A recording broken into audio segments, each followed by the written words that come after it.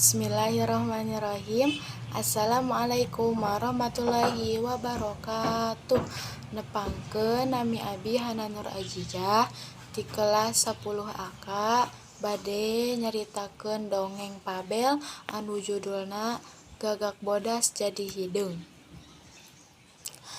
Dina zaman baheula aya oray sanca keur nahu balong, sungutna ngegel kana tangkal huni, buntutna beulah dieu dibeulitkeun kana pancuh tambakan.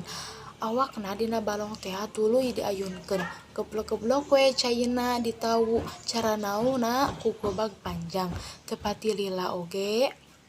Balong teh geus meh saat, laukna geus ting kocopok teh rea naker, sawareh aya anu ting golepak dinu saat.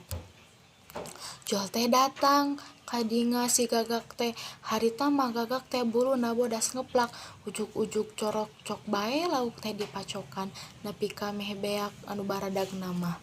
Ku oray sanca katempoeun Gagak malingan lauk. Geuwat digeunggeureuhkeun, tapi si Gagak jongjon be, malah beuki ngahajakeun.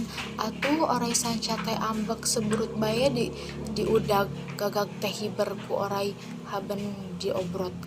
Gagak teh bingung, da dibeurik wae sieun katewak. Kabeneran manggih nu keur neulem, kebrus bae si Gagak teh nyelupkeun maneh kana jero pijanan.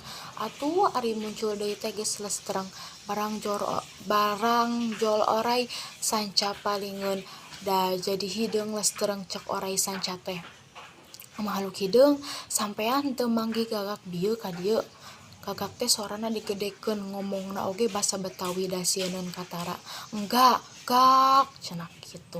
Tah, kitu sasakalana nu matak Gagak buluna hideung meles sarta disadana gag kitu.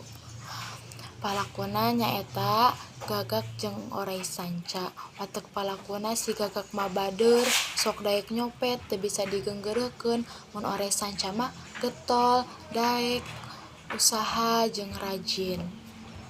Tempat latar carita zaman baheula di hiji balong anu loba laukna. Eusi atawa hikmah anu bisa dicokot ari jadi jalma teh kudu getol daekan, ulet, usaha lamun hayang boga. Mangko sakadang oray sanca ulah jiga Gagak nya mah baong, hayang ngeunahna hungkul embung gawe.